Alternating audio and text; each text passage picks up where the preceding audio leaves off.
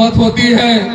चिंता मत करो मेरे हरदा के एससी के भाइयों, चिंता मत करो मेरे आदिवासी भाइयों और पिछड़े वर्ग के, तुम चिंता तो नहीं करते लेकिन तुम सुधर जाओ, सुधर जाओ। दामोदर यादव और अनिल गुर्जर साहब खड़े हो जाओ जरा, इधर आओ मेरे पास। देखो ये है गुर्जर। कौन है ये? गुर्जर। हम कौन है? अहीर।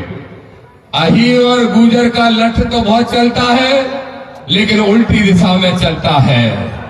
आज हरदा में हम संकल्प लेने आए हैं दोनों पिछड़े वर्ग के भाई कि अहीर का और गुर्जर का लठ चलेगा लेकिन गरीबों पे नहीं, उनको ठिकाने लगाने का काम करेंगे जो तुम्हारा लेने का काम करता है। और यहां जो गुर्जर विधायक है, क्या नाम है उनका? देखो भैया, रामकिशोर बाबू। रामकिशोर कई कार्यक्रमों में आए हमारे रामकिशोर जी। सुन लो, दुगने के 4 गुने हो जाओगे अगर बहुजनों के साथ रहोगे तो। पहले पूरी बात सुन लो। दुगने तिगने नहीं, 4 गुने हो जाओगे बहुजनों के साथ खड़े होगे तो। और कपूतों के साथ रहे तो दुगने तो छोड़ो, कहां रहोगे दिखाई तक नहीं दोगे। इस बात का ध्यान रखना। क्योंकि तुम यादव नहीं, गुर्जर नहीं, पिछड़े वर्ग के नाते तुमको ये सलाह दे रहा हूं कि हम मुट्ठी बनने आए हैं हरदा में।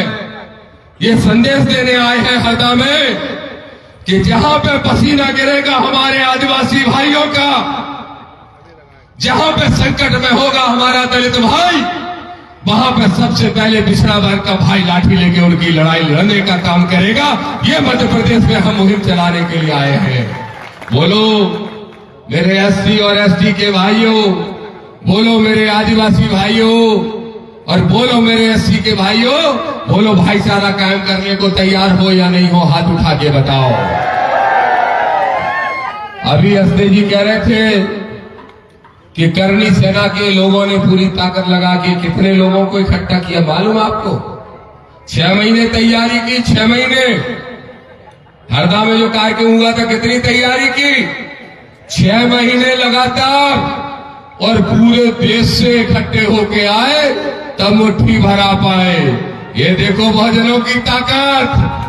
4 दिन की तैयारी में इनने पंडाल भर दिया। और अगर 4 महीने तैयारी कर लेंगे तो पूरा हरदा भरने का काम कर दोगे कि नहीं कर दोगे मेरे भाइयों? बताओ। इसलिए देखो, मेरी लड़ाई तो वैसे आडंबर और पाखंड के खिलाफ है। काय के खिलाफ? एक 28 साल का लड़का है। इस मध्य प्रदेश को लोग बाबा साहब की धरती नहीं बल्कि आडंबर और पाखंड की धरती बनाना चाहते हैं। 2 बाबा है मध्य प्रदेश में, 2 बाबा। एक सीहोर में बैठा है बेलपत्र वाला, एक छतरपुर में बैठा है पर्ची वाला। जानते हो कि नहीं जानते हो? क्या नाम है वो पर्ची वाले का? और जोर से बोलो। अब उसने एक यात्रा निकाली मेरे भाइयों और बोला इस देश को हिंदू राष्ट्र बनाना है। निकल पड़ा यात्रा पे। जब निकल पड़ा तो हम और अनिल भाई, कमल कुशवाहा जी, अमित बंसवाड़ साहब बैठे थे। हम लोगों ने कहा क्या करना चाहिए गोकुल भाई? तो हमने दत्तू भाई तय किया कि इसकी जो यात्रा है उसमें एक गैर संविधानिक मांग है। और क्या गैर संविधानिक मांग है? बाबा साहब ने जो हमें संविधान दिया उसकी प्रस्तावना में ही लिखा है कि ये भारत पंथ निरपेक्ष है और पंथ निरपेक्ष रहेगा। तो मैंने राष्ट्रपति को चिट्ठी लिख दी। मैं सुप्रीम कोर्ट चला गया, हमारा दलित पिछड़ा समाज संगठन। और जैसे ही अमोल रावत जी ने कहा, क्या कहा अमोल रावत जी? अमोल रावत जी ने कहा कि हम गैर संवैधानिक यात्रा नहीं होने देंगे। तो वो धीरेन्द्र शास्त्री ने ऐसी ही मंच लगाई और क्या बोला? आपके भाई दामोदर को गालियां दी। मालूम क्या बोला? उनका नंबर नहीं है, नहीं तो हम फोन पे ही उनकी ठटरी मार देते। क्या बोला? उनका नंबर नहीं है, नहीं तो हम फोन पे ही उनकी ठटरी मार देते। तो मीडिया वाले सब आ गए भाई भोपाल में दौड़ के, बोले यादव जी क्या कहोगे? मैंने कहा धीरेन्द्र शास्त्री खुद अपनी पोल खोल रहा है। जो दामोदर यादव का मोबाइल नंबर तक पर्ची से नहीं निकाल सकता, बताओ दूसरों का भविष्य पर्ची से बना सकता है क्या? फिर बोला फंस गए जी तो हम बुरे आदमी से। अब फंस गया। उसके बाद जाके मैंने इसके खिलाफ FIR कराने का काम दतिया में किया। फिर पत्रकारों को बुलाया धीरेन्द्र ने, और धीरेन्द्र ने एक पत्रकार से सवाल खुद ही पूछवा लिया कि महाराज जी बताओ, अगर दामोदर यादव आपके पास आना चाहे तो क्या करोगे? बोले सम्मान करेंगे, गले मिलेंगे, हाथ जोड़ेंगे, उनके साथ कदम ताल करेंगे। फिर मीडिया मेरे पास आ गई। अब भाई साहब क्या कहते हो? मैंने कहा धीरेन्द्र से मेरा कोई विरोध नहीं है, मैं 50 साल का होने वाला हूं, वो 28 साल का लड़का है। और बुंदेलखंड की संस्कृति ये कहती है कि बड़े के पैर छोटे छूते हैं, तो धीरेन्द्र छोटा भाई है, मेरे पैर छूले को उसको आशीर्वाद देने का काम कर दूंगा। अब लोग बोले वाह महाराज जी का अपमान कर रहे हैं। हमने वो महाराज जी कैसे, और हम महाराज जी क्यों नहीं? क्योंकि मैं अहीर का बेटा हूं, पिछड़े कुल में जन्मा हूं, इसलिए मैं महाराज नहीं हूं 49 साल का होके। और उसने जिस कुल में जन्म लिया है वो महाराज पैदा होते ही हो जाएगा। मेरे हरदा के भाइयों चिंता मत करो, जो छुआछूत करते हैं, जो जाति के आधार पर, जन्म के आधार पर ऊंचा नीचा तुमको हमको मानते हैं, यकीन मानो अस्ते जी तो आज संकोच कर गए। लेकिन दामोदर यादव कह रहा है जो भी छुआछूत करेगा उससे मेरा जूता बात करेगा, जूता मेरा जूता बात करेगा और बताएगा। प्रशासन के लोग कहते हैं दामोदर यादव आ रहे, लोग उतार ही देते हैं, जरूरत पड़ेगी तो जल्दी उठा लेंगे, ठीक है कि नहीं? प्रशासन के लोग कहते हैं दामोदर यादव का कार्यक्रम नहीं भैया, तनाव हो जाता है। अरे सुनो SP साहब, कलेक्टर दोनों सुन लो, और तुम्हारे DGP और मुख्य सचिव सुन ले। अरे वो तो छोड़ो, मोहन यादव तुम भी सुन लो। दामोदर यादव तो जाएगा, जिसमें जितनी दम हो रोक के देख लेना, पहुंचेगा बहुजनों के बीच और लड़ेगा उनकी लड़ाई डंके की चोट पे। अगर रोक सकते हो तो रोक के देख लेना।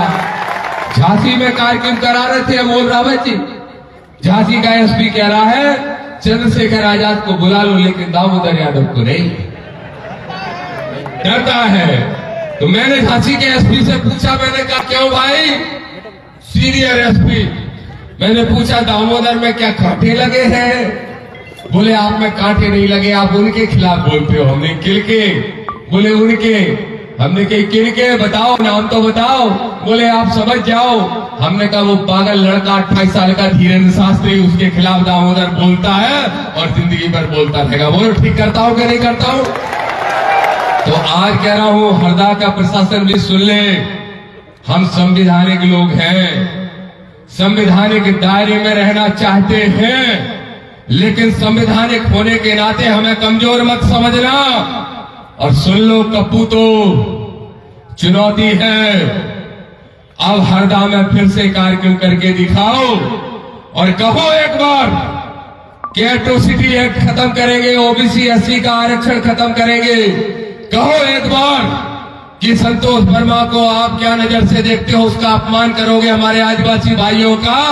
तो दामोदर कह रहा है यहाँ पे एक आदिवासी की तरफ से, एक दलित की तरफ से, एक पिछड़े की तरफ से कि दोबारा कार्यक्रम करके महेंद्र, और सुन लो मेरे राहुल और सब साथियों, अगर दोबारा ये ऐसी गुस्ताखी करे तो संविधान की चिंता मत करना, इनको यही सबक सिखाने का काम कर देना। रात को 2 बजे दामोदर आपके बीच में आएगा और इस SP के सामने धरना दे के बैठ जाएगा, और फिर देखेंगे कि लाठी में कितना दम है। पुलिस की लाठी में भी दम नहीं है। वैसे अभी तो पुलिस की लाठी सही लोगों पे चली थी, जिन पे चलनी चाहिए थी चली थी। उसके कारण मोहन यादव जी हम तुमको धन्यवाद देते हैं।